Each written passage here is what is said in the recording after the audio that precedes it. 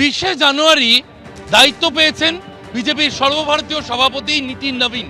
তারপরেই প্রথম রাজ্য সফর হিসেবে তিনি বেছে নিয়েছেন পশ্চিমবঙ্গকে।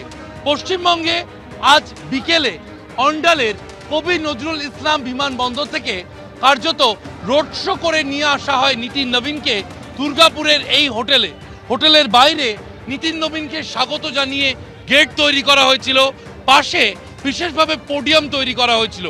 সেই যে ছোট মঞ্চ এবং যে গেট দেখা যাচ্ছে, জনচ্ছ্বাসে কার্যত মানুষের চাপে দেখা গেল সেই পোডিয়াম ভেঙে পড়ল, এমনকি স্বাগত জানানোর যে গেট সেই গেট পর্যন্ত মানুষের চাপে বেশ কিছুটা ভেঙে গিয়েছে।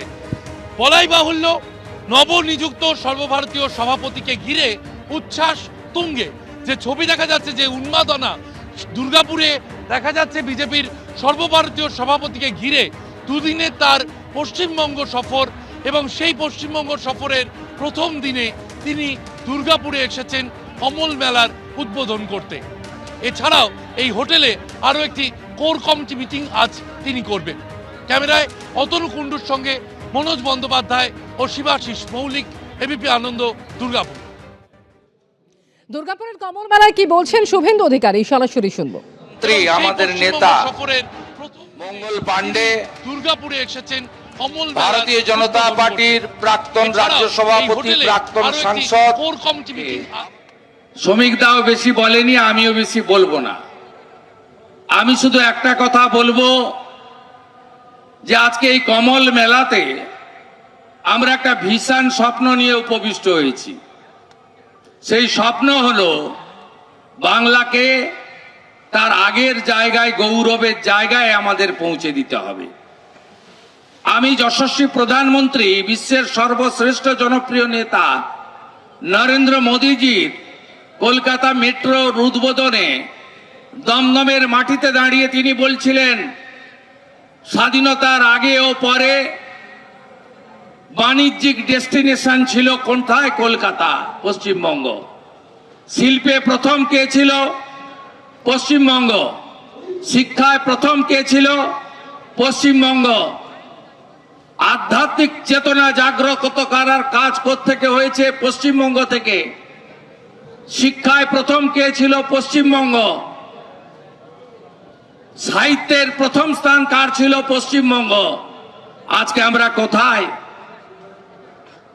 আমাদের শিক্ষা আজ শেষ, 19,000 বিদ্যালয় বন্ধ হলো। শিল্প আজ শ্মশান। যেদিন আমরা টাটাকে তাড়িয়ে দিলাম টাটা করে, সেদিনই শিল্পের কফিনে শেষ পেরেকটা পোতা হয়ে গেল। 6,888টা শিল্প চলে গেল। আর সাহিত্যের কথা নাই বা বললাম। বিশ্বকবি রবীন্দ্রনাথ ঠাকুরের ছবি পড়ানো হলো মালদার চাঁচলে। এ লজ্জা রাখার জায়গা নেই। এই কমল মেলা থেকে হারিয়ে যাওয়া শিক্ষা, সংস্কৃতি, শিল্প, এই স্বপ্নকে জাগাতে হবে।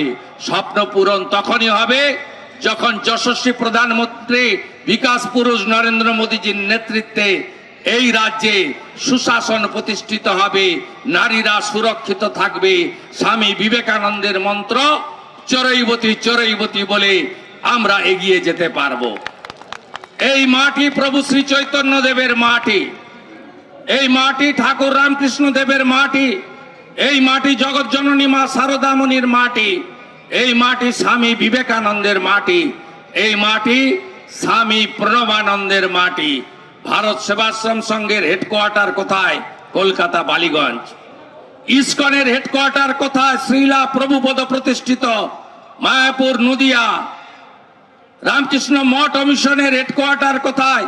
বেলুড় মঠ। গোটা পৃথিবীকে যারা আধ্যাত্মিক চেতনা জাগ্রত করার কাজ করছেন, সেই পশ্চিমবঙ্গের মাটিতে আজকে আরবি সংস্কৃতিকে আনতে চাইছে এই রাজ্যের সরকার। স্কুলের বইটা দেখবেন খুলে, ক্লাস 7-এর, সেখানে লেখা আছে আকাশ নয় আসমান, সেখানে লেখা আছে জল নয় পানি, সেখানে লেখা আছে কাকা নয় চাচা, সেখানে লেখা আছে বাবা নয় আব্বা। আরবি সংস্কৃতির হাতে বাংলা যেতে দেব না। দেব না। ডক্টর শ্যামাপ্রসাদ মুখার্জির বাঙালি হিন্দুদের হোমল্যান্ড আমাদের রক্ষা করতে হবে। কমল মেলার সফলতা প্রার্থনা করে राष्ट्रीय सभापति के मेरा दिल से आभार प्रकट करते हुए मेरा भाषण मैं यही खत्म करता हूँ।